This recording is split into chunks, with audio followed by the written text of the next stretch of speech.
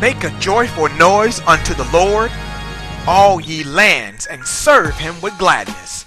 Welcome back to your spiritual sports segment on Rhema Gospel Radio. I'm CJ. For the second round of scores in the NBA, the Washington Wizards almost defeated the Milwaukee Bucks, but almost wasn't good enough as they lost by one measly point, 119 to 118, as Mike Dunleavy put up a game high of 28 points off the bench.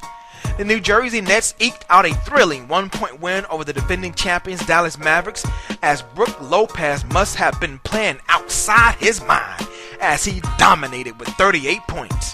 The Utah Jazz got rolled over by the Sacramento Kings 103 to 96 behind DeMarcus Cousins' 22 points and 18 big boy rebounds. And the Minnesota Timberwolves grounded the Lob City Clippers 109 to 97 as Derek Williams and Michael Beasley both put up 27 points off the bench to wrap up scores in the NBA. Skating over to the frozen pond in the National Hockey League as they had a plethora of games on tap, starting with the defending champions Boston Bruins being shut out by the Ottawa Senators 1-0. The Florida Panthers skated past the Toronto Maple Leafs 5-3. The New York Islanders lost in overtime against the Washington Capitals 3-2. The Nashville Predators was defeated by the Carolina Hurricanes 4-3. The Detroit Red Wings blasted the Columbus Blue Jackets 5-2, while the Montreal Canadiens couldn't avoid the Lightning in Tampa Bay as they lost 2-1.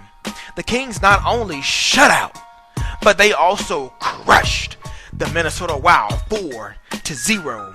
The Vancouver Canucks lost in a shootout against the Phoenix Coyotes 2-1. And finally, the Philadelphia Flyers were shut out by the San Jose Sharks 1-0.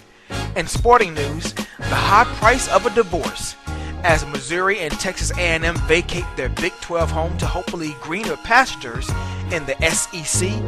They have to pony up $12.41 million each.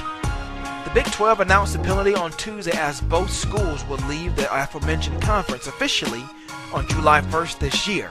According to the bylaws of the Big 12 Conference, if a school provides less than 12 months of notice of leaving the conference, they could possibly face having 90% of their conference revenue withheld, which would have been close to $30 million, but the lawyers whittled the amount down to a mere $12 million.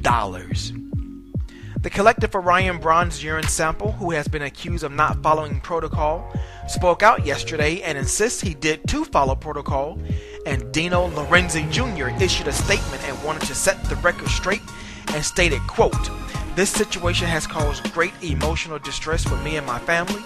I have worked hard my entire life, have performed my job duties with integrity and professionalism, and I have done so with respect to this matter and all other collections in which I have participated, and I followed the same procedure in collecting Mr. Braun's sample as I did in the hundreds of other samples I collected under the program." Close quote. According to sources, Major League Baseball still firmly believe the sample tested was from Braun and that the result was indeed positive. This sports segment was sponsored in part by Simple Church Ministry, where they are not the spectator sport we Christians call church. For more information on their philosophies and inner workings, please visit their website at simplechurchministry.org. And while there, be sure to visit their Adopt a Complex program, where they are taking the gospel of Jesus Christ to the people. To have your company sponsor a sports segment, please email me at CJSports, that's CEEJAY, sports@gmail.com for more information. Be sure to follow me on Twitter and YouTube at CJ Sports, and make sure you download the Rhema Gospel Radio app on your Android phone so you can have Rhema on demand. Stay tuned for more updates in your next spiritual sports segment, where we sprinkle a little spirituality in your sports. I'm CJ. Be blessed and have a wonderful Wednesday.